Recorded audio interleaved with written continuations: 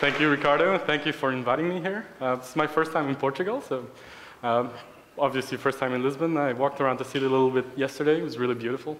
Really like it, so thank you for inviting me. Thanks for coming here. So my name is Wauters, as Ricardo mentioned. Should it be working already, or?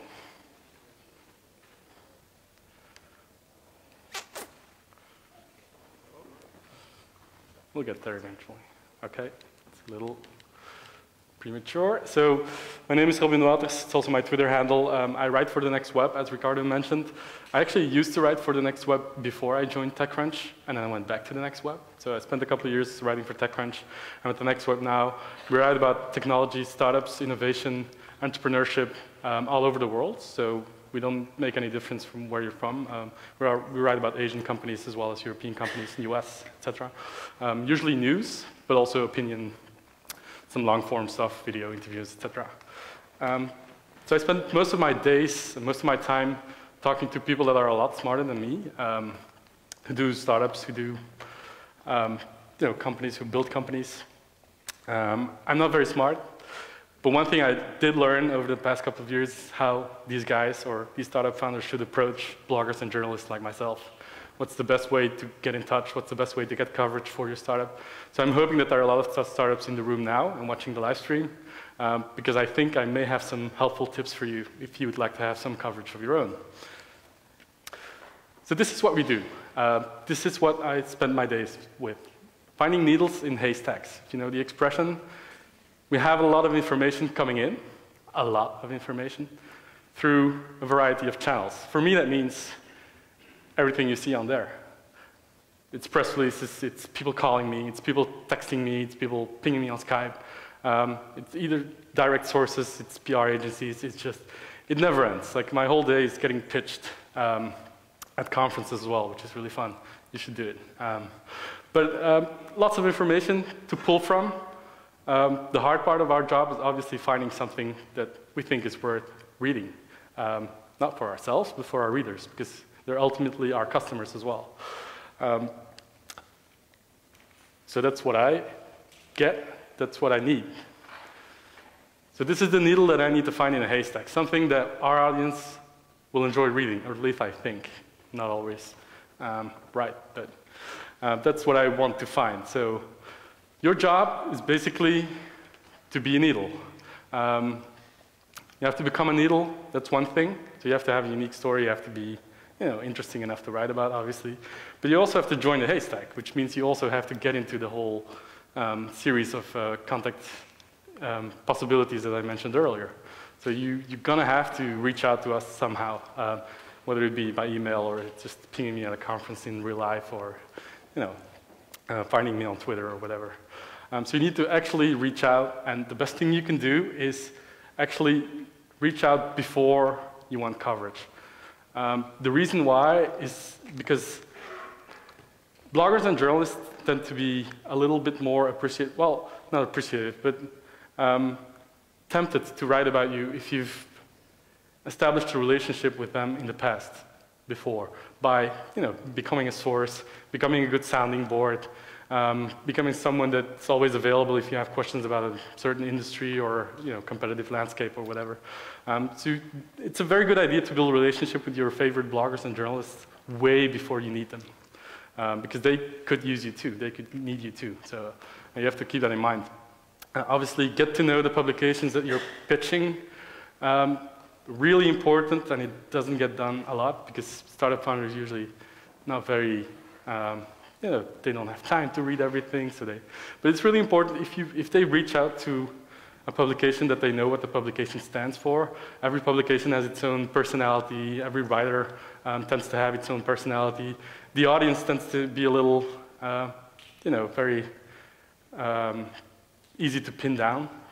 They all have their target audience that they cater to. So get to know the publications before you reach out. Read them, follow the writers on Twitter and Facebook if you can.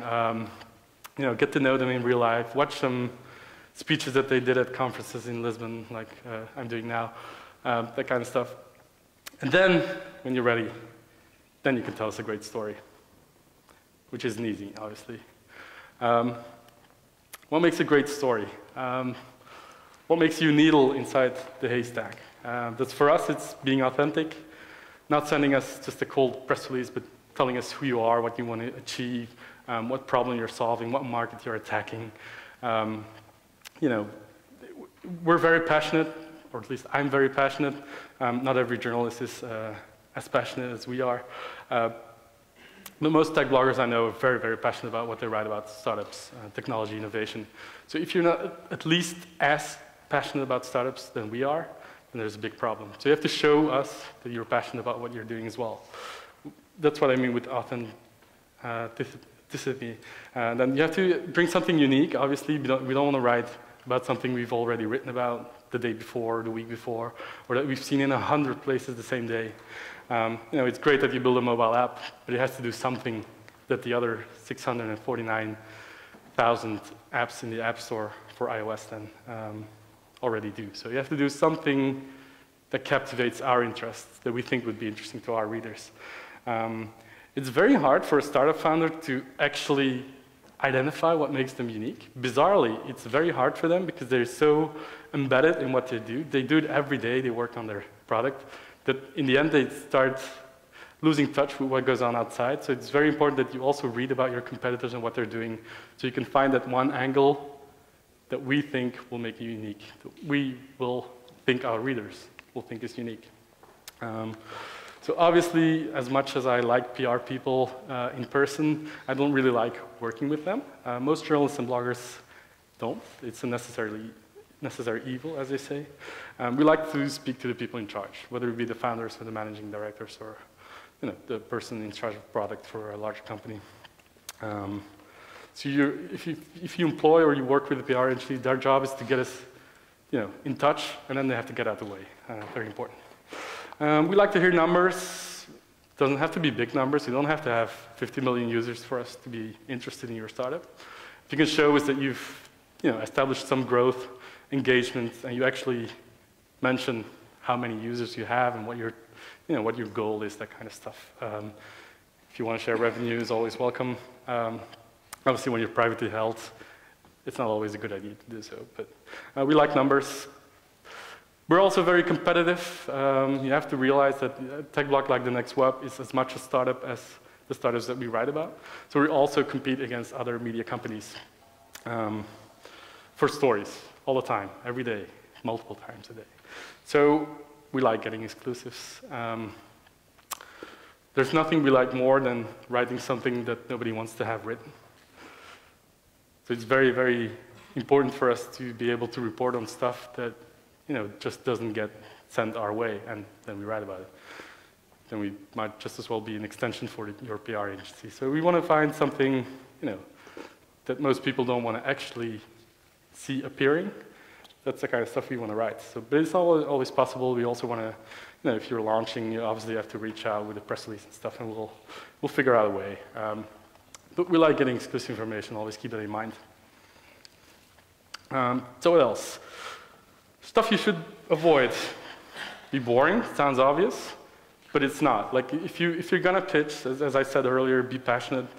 Try and convince us to write about you by appealing to what our audience is like. You've written about this in the past, so we think there's an angle, blah blah blah. That kind of stuff.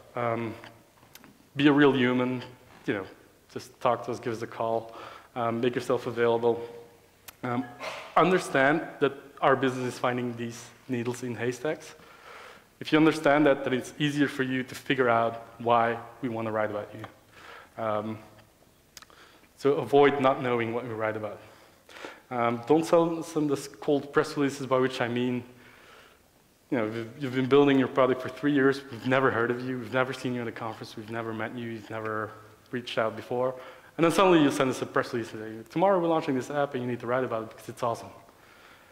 And even if we agree, then it will still be, we have about 100 other press releases from maybe even your competitors waiting for us. So it's always a good idea to build a relationship before. So avoid just pinging us and expecting a response within minutes and a post the next day. It doesn't work that way. Try not to annoy us by giving exclusives to our competitors. We only like exclusives when we get them, obviously. So don't ping us 15 times a day and then stop pinging us as soon as you notice that, he's not going to write about it. Let's forget about him. And we're never going to reach out anymore. So it's annoying. Don't annoy us by giving us, a pitch and then not giving us the information that we need. I'm not saying that you have to divulge all your secrets, but you please give us something that we can work with. Stuff to avoid. Some things you should do. Some helpful tips, I hope. Consistent story. For the people who were here for the first presentation, which I thought was really good, having a pitch prepared for investors or if you're speaking at a conference is really important. Having a pitch for journalists and bloggers is a completely different story, but it's just as important. You have to, if we're going to come back to you with questions anyway, so be prepared. Be very, very prepared. Try and think of all the questions that we are going to ask before we ask them, so you're well rehearsed, so you know your stuff, you've done the research that you think is necessary for a journalist or a blogger to know about before they write. Make yourself available.